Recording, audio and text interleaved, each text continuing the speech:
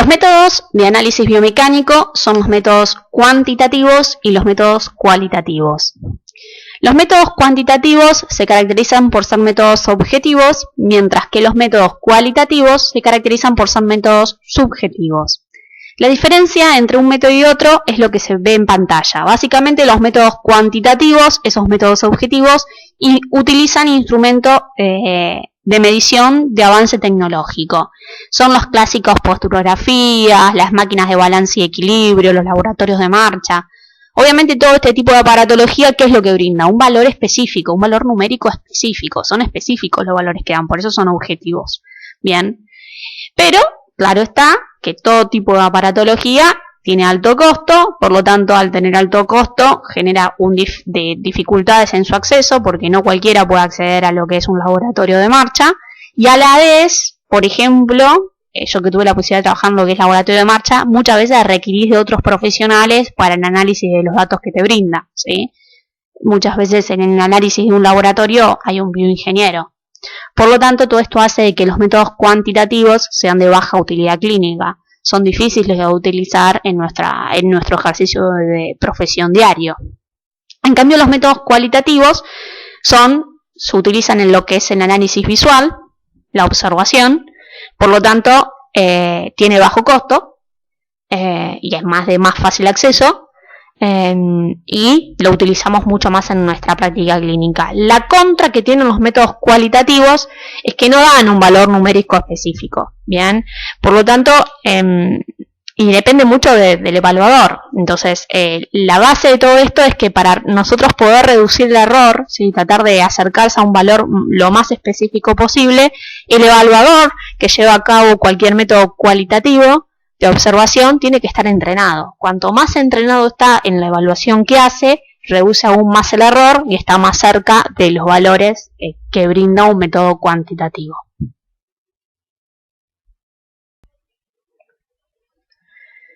La biomecánica deportiva es considerada como una ciencia muy teórica, complejo y poco práctico. ¿Sí? Es eso un poco lo que habíamos visto en la primera clase. Cualquier libro de biomecánica es puro cálculo matemático y física. Pero el objetivo de esta materia es superar esto, ¿sí? Superar esta complejidad y hacerla mucho más accesible a todos y con cierta utilidad clínica. Es por esta razón por la cual nosotros vamos a orientar todo el análisis a lo largo de la materia dentro de los métodos cualitativos, esos métodos subjetivos de análisis visual, el cual nos va a brindar muchísimas herramientas para todo su uso cotidiano en el ejercicio de su profesión y obviamente va a ser de fácil acceso por todos. Un concepto que debemos tener en cuenta cuando se habla de biomecánica deportiva es el concepto de cadenas cinemáticas. Es importante reconocer qué cadena cinemática participa del gesto dentro de lo que es el punto de trabajo, ¿sí? Cuál es la que está realizando la ejecución de ese gesto, querría decir, y qué cadena lo hace desde el punto de vista de control postural. A su vez, es muy importante identificar cómo se encuentra cada una de esas cadenas. Desde el punto de vista biomecánico, el cuerpo humano se divide en sistemas, que son conjunto de elementos interrelacionados, que tienen una finalidad común, como es generar una movilidad, ¿no? Y estos sistemas a la vez se dividen en cadenas cinemáticas, que estas cadenas están conformadas por sucesivas cadenas óseas y unidades biomecánicas que las unen. El concepto de cadena cinemática fue evolucionando a lo largo del tiempo junto con el concepto de la biomecánica y entiende el cuerpo en forma de conjunto y no como unión de diferentes músculos que actúan de manera analítica. Esto es realmente el cambio de paradigma que hubo en los últimos años en la medicina, en donde el cuerpo no puede ser visto desde el punto de vista específico, sino en forma de conjunto, ¿sí? Lo voy a poner en práctica desde un análisis de un gesto. Vamos a poner que voy a tomar un vaso con el miembro superior derecho. La cadena cinemática que realiza el gesto es la cadena cinemática del miembro superior derecho, ¿sí? Pero que es lo que se llama punto de trabajo, porque es la cadena que está ejecutando el gesto motor. Pero a la vez existen otras cadenas cinemáticas, como es la cadena de la cabeza y el tronco, la cadena del miembro superior izquierdo, y la cadena de ambos miembros inferiores que también están participando. Y están participando desde el punto de vista del control postural.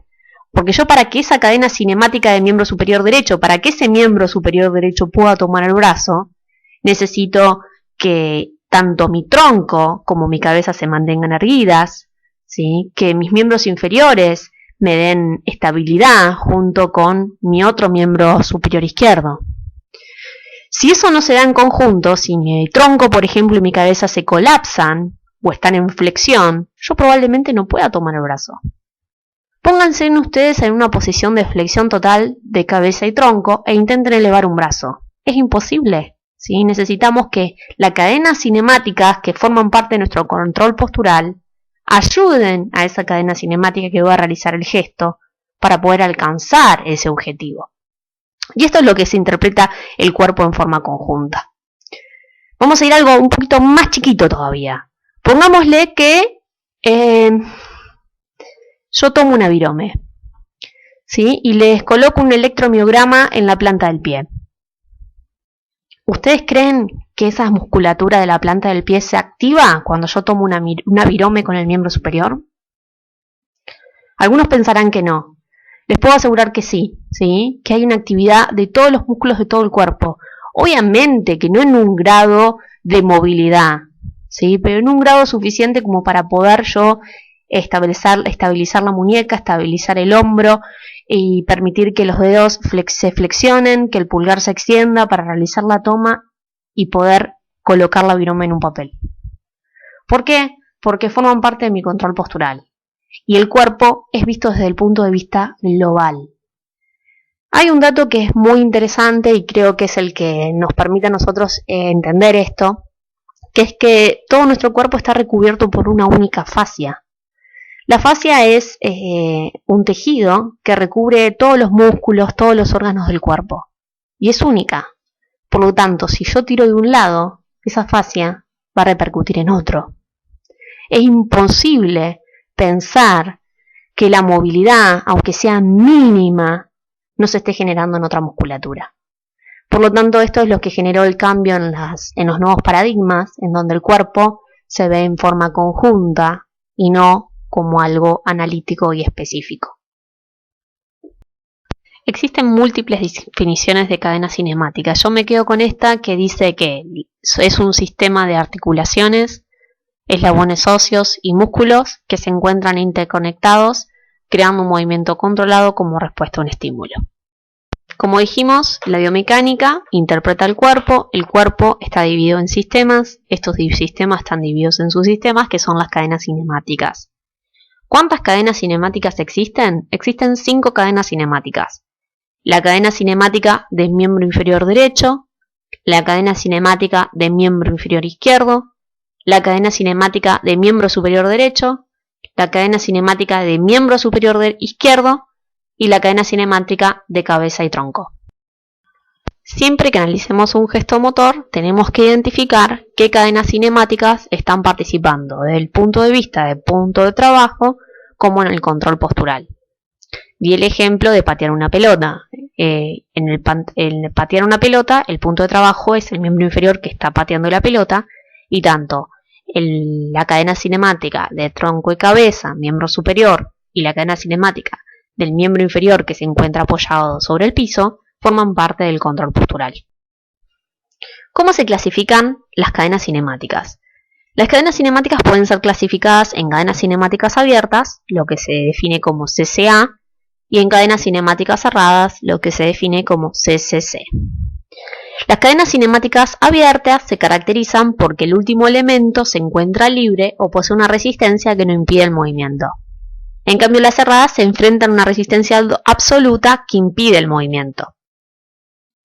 En las abiertas, el segmento distal se mueve sobre el proximal, mientras que en las cerradas, el proximal se mueve sobre el distal.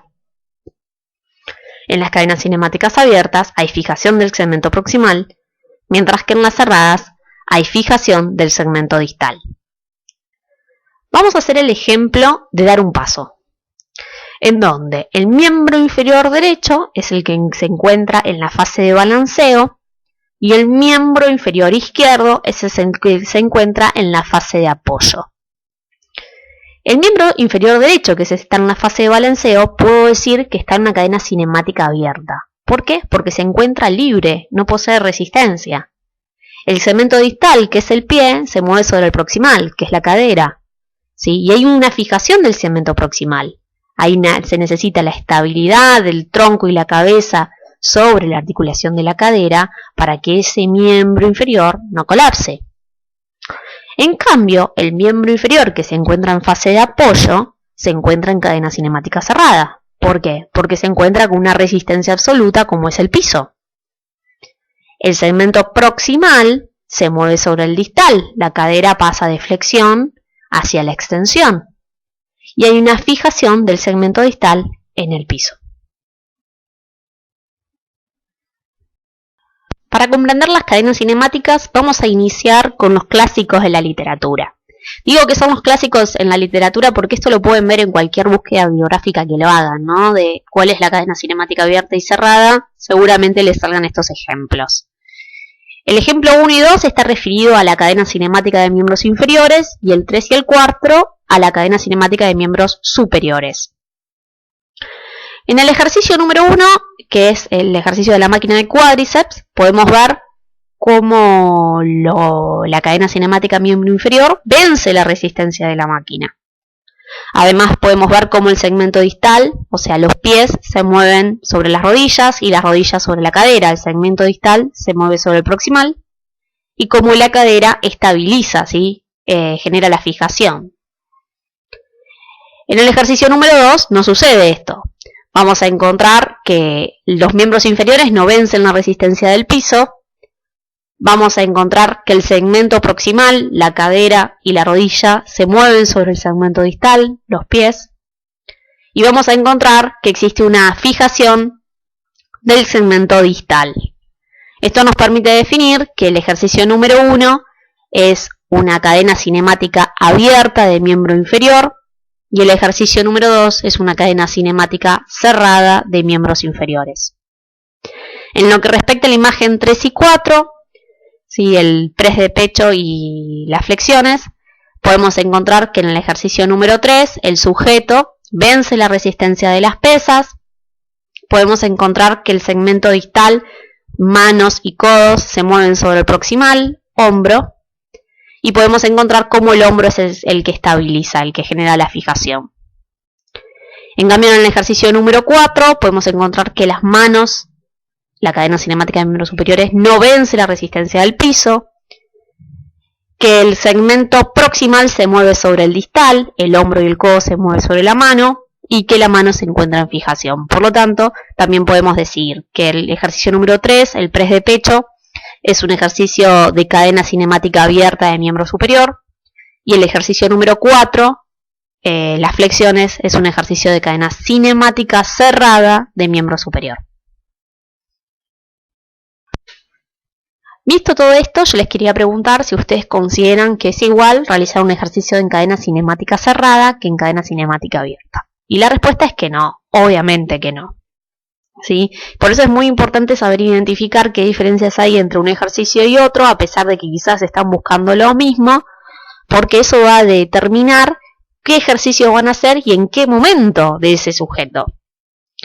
Si yo miro el ejercicio número 1, es un ejercicio de máquina de cuádriceps, y el ejercicio número 2 es de sentadilla. Quizás están buscando lo mismo, ustedes quieren fortalecer los miembros inferiores, pero son dos ejercicios totalmente distintos y son distintos desde el punto de vista de las articulaciones involucradas. En el ejercicio número 1 el sujeto tiene el respaldo, la espalda un poco apoyada en el respaldo, por lo tanto las articulaciones mayormente involucradas en el ejercicio son el tobillo, la rodilla y la cadera. Sin embargo, en el ejercicio número 2 es mucho más complejo y están involucradas el tobillo, la rodilla, la cadera, el tronco, la cabeza, los miembros superiores. Esto está muy relacionado con los otros dos puntos, que es lo que es reclutamiento muscular y control postural, ¿sí? Si nosotros observamos, no podemos suponer que un sujeto que tiene el apoyo de su espalda tenga el mismo control postural, o sea que las cadenas cinemáticas que generan el control, como es la cadena del tronco y la cabeza y los miembros superiores, tengan el mismo nivel de reclutamiento muscular que otro que se encuentre sentado realizando la actividad. Por lo tanto, la actividad número 2 sigue siendo más compleja aún. Otro factor que es importantísimo, a mi entender, y está muy relacionado quizás con los kinesiólogos, el tema de la funcionalidad. Hay una frase que dice que los músculos, que el cerebro no sabe de músculos y no sabe de movimientos. Y esto es un poco así, ¿sí?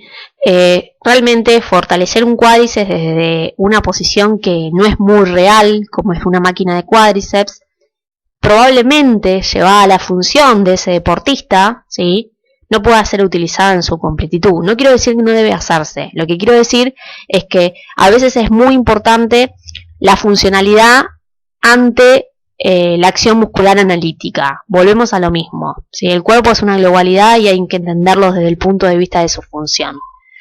Y realmente el ser humano generalmente se maneja en cadena cinemática cerrada.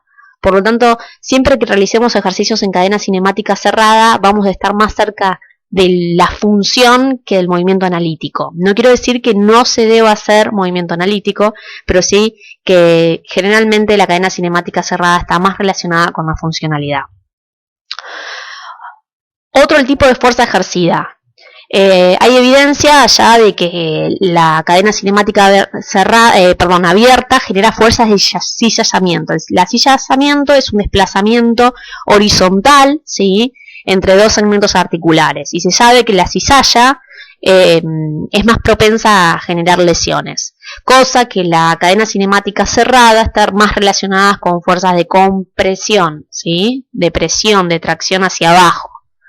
Y obviamente son mucho más protectivas. Por lo tanto, es muy habitual encontrarse que los ejercicios en cadena cinemática cerrada son mucho más beneficiosos que los ejercicios en cadena cinemática abierta. Por lo tanto, siempre que se planee un entrenamiento hay que tener muy en claro qué es lo que se está haciendo, ¿sí?, hacia dónde se está apuntando ese sujeto, y que es muy importante trabajar las cadenas cinemáticas cerradas. Ahora vamos a iniciar con lo que es el análisis postural. Vamos a comenzar con lo que es el análisis postural estático. Esto es una herramienta de tipo cualitativa, o sea, subjetiva, que les va a dar herramientas a ustedes para poder identificar buenas y malas posturas, identificar si las alteraciones son funcionales o estructurales y hacer los cambios pertinentes para alejar al sujeto aún más de la lesión. Bueno, para iniciar todo lo que es la postura, el análisis postural estático, necesitamos definir qué es la postura. La postura se define como la posición o actitud que alguien adopta en un determinado momento. En el sentido físico, la postura está vinculada a posiciones de las articulaciones. Básicamente, el no adoptar posturas correctas trae consecuencias negativas para el propio cuerpo. Previo a cualquier análisis biomecánico, ¿sí?, previo a cualquier análisis de un gesto motor, se necesita tener una evaluación de la postura estática del individuo para identificar buenas y malas posturas, ¿sí? Muchas veces el gesto motor no va a ser realizado de manera correcta porque el sujeto tiene una alteración postural estática, la cual hay que identificarla y tener herramientas para tratar de corregirla. ¿Por qué? Porque va a afectar a lo que nosotros trabajamos, que es el gesto motor del individuo. Cuando se habla de la postura y la biomecánica, vamos a hablar de dos conceptos, que es la buena y la mala postura. Y esto engloba distintos ítems. Uno de ellos es el correcto o incorrecto estado de balance muscular. ¿A qué me refiero con esto? Voy a dar un ejemplo. Pongámosle la columna lumbar. Si nosotros en la columna lumbar tenemos los músculos extensores lumbares acortados y los músculos flexores lumbares alargados, ese sujeto va a tener una alteración en el estado de balance muscular, porque los músculos están acortados y alargados. Y va a generar que la curvatura normal de la columna lumbar, que es la lordosis, se exacerbe, dando lugar a una hiperlordosis lumbar. Esta hiperlordosis lumbar, que está caracterizada por acortamientos de los extensores y alargamiento de los flexores, va a dar lugar a su vez a una alteración en la activación muscular. ¿Por qué? Porque para que un músculo se active correctamente, necesito que tenga una longitud adecuada, no puede estar ni acortado ni tiene que estar alargado, ¿sí? Si está acortado o está alargado, pierde eficacia de activación. Entonces, si esto se establece en el tiempo, si este acortamiento y esta elongación o alargamiento se establece en el tiempo, esta deformidad que es esta hiperlordosis lumbar pasa a ser una deformidad, ¿sí?, establecida, en donde empieza a haber alteraciones tanto a nivel articular de los discos intervertebrales como a nivel óseo. ¿Por qué? Porque se empiezan a deformar los cuerpos vertebrales. Todo esto lo único que genera es mayor gasto de energía, porque hay que pensar el cuerpo desde el punto de vista global, ¿no? Si yo tengo una hiperlordosis lumbar, no se limita solamente a la columna lumbar, probablemente vaya a haber compensaciones a nivel de la pelvis, que después vamos a ir viendo a lo largo de las clases, como también compensaciones a nivel de la columna dorsal y cervical. Todo eso va a generar mayor gasto de energía, ¿sí? Sabemos que si la alineación corporal no es la correcta, el sujeto gasta más energía. También va a tener mayor estrés. ¿Por qué? Porque si la carga de peso no está cayendo en el punto en donde la columna está establecida para que reciba la carga de peso y toda la carga de peso está recibiendo la parte posterior del cuerpo vertebral, eso va a generar mayor estrés y va a dar lugar a mayor probabilidad de lesión. Una lesión como puede ser una hernia de disco, como puede ser procesos artrósicos precoces, como puede ser la presencia de dolor, entre otras cosas. Entonces pensemos que una mala postura genera alteraciones musculares desde el punto de vista de que va a generar alteraciones en músculos que estén acortados y músculos que estén alargados. Estas alteraciones musculares van a generar alteraciones en la activación, porque un músculo acortado o alargado no se activa correctamente. Y si esto se establece en el tiempo, genera deformidades en la estructura, ¿sí?, tanto articular como ósea. Por lo tanto, da lugar a mayor gasto de energía y, claro está, a estrés. Este mayor gasto de energía y estrés provoca lesiones. Lesiones características por alteraciones posturales es la fractura del quinto metatarsiano. ¿Sí? Esto es muy característico cuando se cambia la descarga de peso, cuando el centro de gravedad no está cayendo en el punto adecuado, se sobrecarga al quinto metatarsiano y se producen fracturas por estrés. Los esguinces, que están relacionados con malas posturas, como también con otros factores, pero es una de las causas, es la mala postura. Los esguinces repetitivos, hay que analizar la postura del sujeto, que quizás está generando de que realice esguinces a repetición. La aparición de cifosis y lordosis aumentadas, las hernias discales, alteraciones en la pisada, alteraciones en el equilibrio, ¿sí? Muchas veces una alteración postural puede generar una alteración en el equilibrio, la presencia de dolor y la presencia de fatiga. Bueno, esto es muy importante, ¿sí? Es muy importante y muy beneficioso para nosotros, saber que la mayor parte de los desequilibrios suelen ser de carácter funcional. Por ello suelen mejorar y corregirse utilizando tanto una buena higiene postural como una correcta prescripción de estiramientos analíticos y o ejercicios de potencialización muscular localizada. ¿Qué quiero decir? Que para que una alteración postural se vuelva estructural, cambios a nivel articulares y óseos, tarda mucho tiempo, ¿sí? Por lo tanto, muchas veces las alteraciones posturales que nosotros tenemos en los individuos que ustedes entrenan son alteraciones de tipo funcional, alteraciones que pueden ser corregidas. Ahora, si nosotros no las corregimos, no las identificamos y nos damos cuenta que esa alteración postural está alterando nuestro gesto motor, probablemente esa alteración se establezca en el tiempo, genere un cambio estructural y obviamente hace que el sujeto sea mucho más propenso a presentar lesiones. Bien, ¿qué permite esta evaluación postural estática? Nos permite ver las alteraciones de los tejidos blandos y sus limitaciones estructurales en nuestros pacientes evaluados, o nuestros sujetos evaluados, por ustedes, para diseñar cuál plan de trabajo es más eficaz atendiendo el principio de la individualización del sujeto. También nos serviría como punto de partida para poder comparar futuras evaluaciones y contrarrestar las mejoras producidas con nuestro programa de entrenamiento. Si yo identifico una alteración postural y la trabajo desde ejercicios de elongación y de fortalecimiento, ¿sí? Y lo tengo registrado mediante fotos y todo lo que es la evaluación postural, que la vamos a ir viendo a lo largo de las clases, en la computadora, ¿sí? Y yo lo puedo ver después, puedo ver el progreso, ¿sí? de nuestro trabajo. Y también comprender la alteración o la realización de los gestos motores. Si hay un gesto motor que está mal realizado, ¿sí? Evaluando la postura, puedo identificar si ese gesto motor se está realizando mal porque el sujeto tiene una alteración postural que hace de que la musculatura no se esté activando de manera correcta.